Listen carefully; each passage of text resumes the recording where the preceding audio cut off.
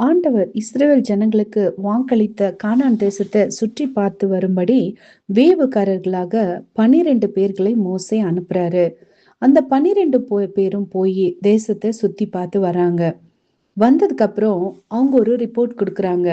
அதுல 10 பேர் கொடுக்கிற ரிப்போர்ட் வேதத்துல எழுதப்பட்டிருக்குது.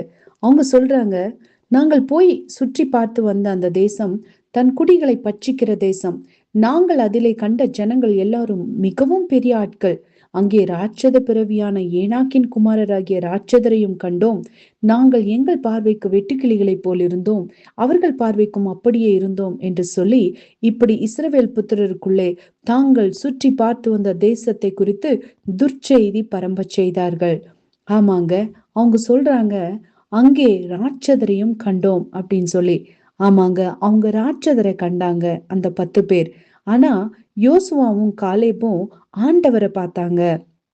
எப்பவுமே பயத்தினால நிறையப்பட்டவங்க எங்களால மேலும் போக முடியாது அப்படி சொல்லுவாங்க.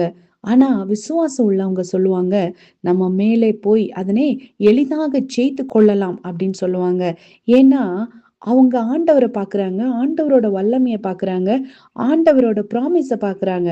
ஆனா இவங்க இந்த 10 பேர் விசுவாசமற்றவர்கள் ஆண்டவரையும் அவரோட வல்லமையும் பார்க்காம அங்க இருக்கிற ராட்சதர்களை பார்த்தாங்க.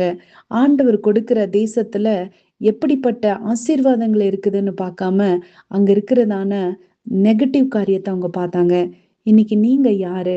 நீங்க ராட்சதரை பாக்குறீங்களா இல்ல ஆண்டவரை பாக்குறீங்களா?